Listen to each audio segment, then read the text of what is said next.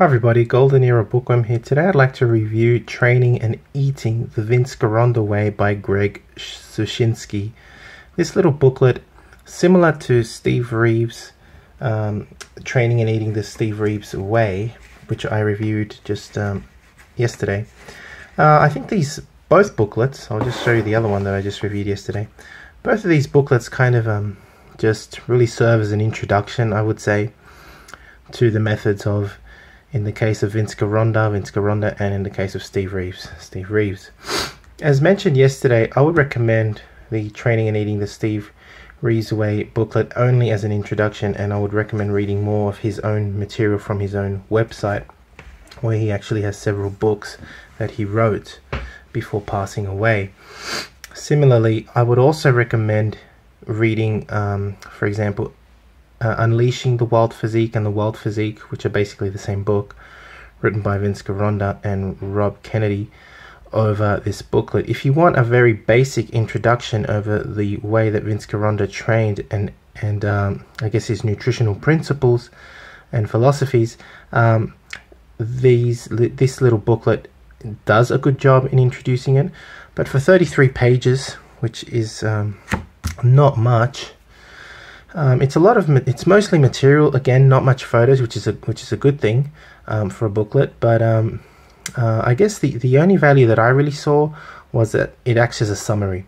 So for the training, it really emphasizes Vince's philosophies of shaping over bulk, that is quantity over quality, and really emphasizes a lot of isolation techniques, which basically Vince Gironda used to shape up his either movie stars, or bodybuilders that came to him. That's how he mainly trained people, and that's what is actually emphasized here.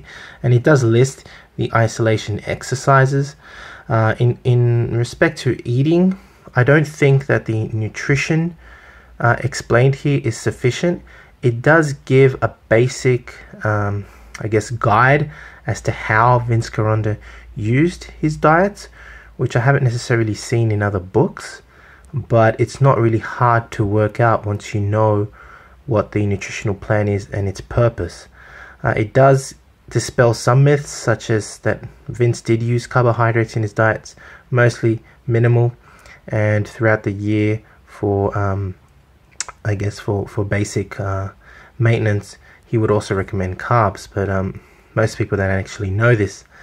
However, I do think that the nutrition section is lacking quite a lot of information. It only tells you, yeah, he used protein and high fats basically to get people defined, to get them in an anabolic type of metabolism, and which is called anabolism, or an anabolic state, and for muscle growth basically. Again, protein and fats.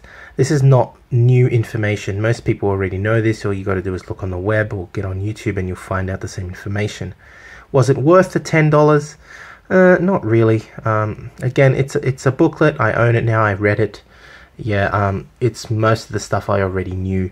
So I think the more important part of this booklet was the training section, in that I found not necessarily value in it, but for anyone that would be a novice or completely new to his ideas, this booklet, as I said, the value more is in the training section and in the eating section, I find anyway, because the eating section is well known throughout the internet.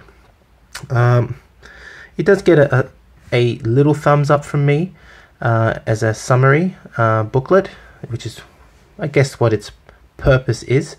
But again, if I was a person who wanted to know more about the Vince Gironda principles and philosophies of training and eating, I would actually study his book, Unleashing the Wild Physique, or get myself a copy of the Vince's Secret Locker, written by Karl Coyne, which actually has many, it's got not just many, but it's got hundreds of his original articles printed in these books, collected by Karl Coyne, and I think that's an excellent resource of reading his material straight on, basically just as it was an original copy of his information. That's what I really find awesome about Karl Coyne's books.